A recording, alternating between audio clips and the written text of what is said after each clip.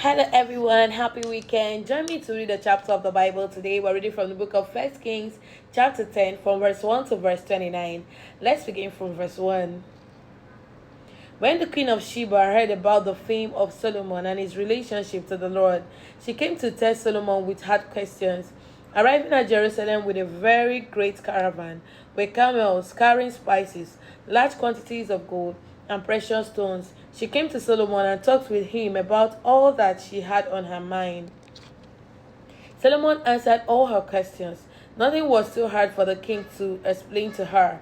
When the queen of Sheba saw all the wisdom of Solomon and the palace he has built, the food on his table, the sitting of his officials, the attending servants in their robes, the cupbearers, and the burnt offerings he made at the temple of the Lord, she was overwhelmed. She said to the king, "The report I heard in my own country about your achievements and your wisdom is true. But I did not believe these things until I came and saw with my own eyes. Indeed, not even half was told me. In wisdom and wealth, you have far exceeded the report I heard. How happy your people must be! How happy your officials who continually stand before you and hear your wisdom! Praise be to the Lord your God, who had delighted in you and placed you on the throne of Israel because of the Lord's eternal love for Israel. He has made you king to maintain justice and righteousness."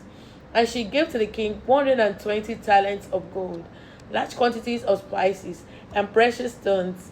Never again were so many spices brought in as those the queen of Sheba gave to King Solomon.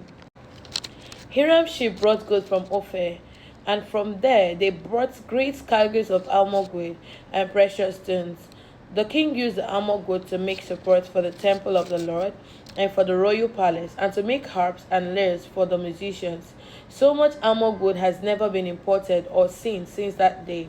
King Solomon gave the queen of Sheba all she desired and asked for, beside what he had given her out of his royal bounty. Then she left and returned with her retinue to her own country.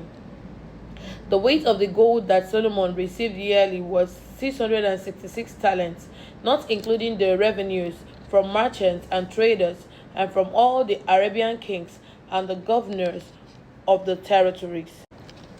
King Solomon made 200 large shields of hammered gold. 600 shekels of gold went into each shield.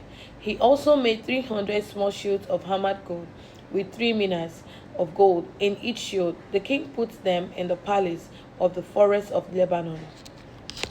The king made a great throne covered with ivory and overlaid with fine gold. The throne had 6 steps, and its back had a rounded top. On both sides of the seats were armrests, with a lion standing beside each of them. 12 lions stood on the 6 steps, one at either end of each step. Nothing like it had ever been made for any other kingdom. All King Solomon's globelets were gold, and all the household articles in the palace of the forest of Lebanon were pure gold. Nothing was made of silver, because silver was considered of little value in Solomon's days.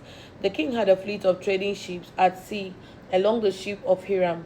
Once every 3 years it returned, carrying gold, silver, and ivory, and apes and baboons.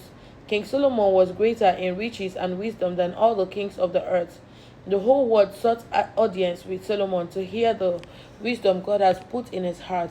Year after year, everyone who came brought a gift, article of silver and gold, robes, weapons and spices, and horses and mules.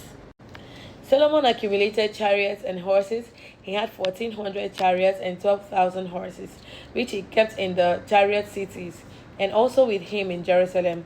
The king made silver as common in Jerusalem as stones, and cedar as plentiful as sycamore fig trees in the foothills. Solomon's horses were imported from Egypt and from Kue.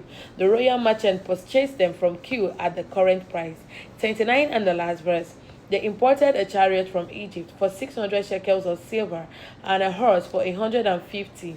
They also exported them to all the kings of the Hittites and of the Arameans. Thank you for joining me to read this chapter of the Bible today. Do have a lovely weekend, and God bless you.